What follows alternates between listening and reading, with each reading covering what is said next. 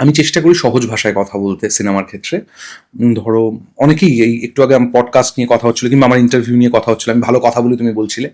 অনেক মানুষ ইনফ্যাক্ট আমার সাথে কাজ করা বহু মানুষই আমার কথা বুঝতে পারে না অধিকাংশ সময়।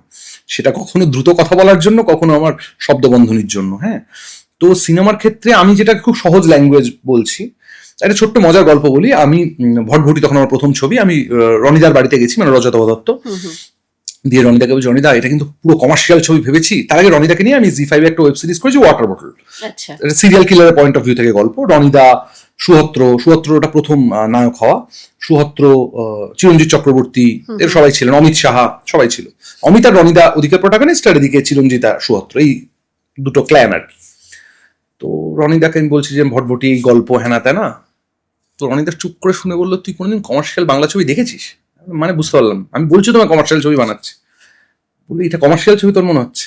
এবার আমার ল্যাঙ্গুয়েজে ওটা কমার্শিয়াল, কিন্তু রনিদা যে কমার্শিয়াল ছবিটা রনিদার ল্যাঙ্গুয়েজে অনুবাদ করছেন, সেটা রনিদার কাছে কমার্শিয়াল নয়। এটা তো এটা না পুরোটাই পার্সপেক্টিভ।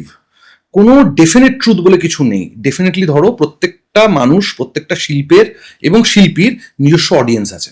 তুমি ঠিক জায়গায় ঠিক সময় আছো কিনা সেটা তোমার ভাগ্য আর কি, ভাগ্য কিংবা দৈব, যা বল।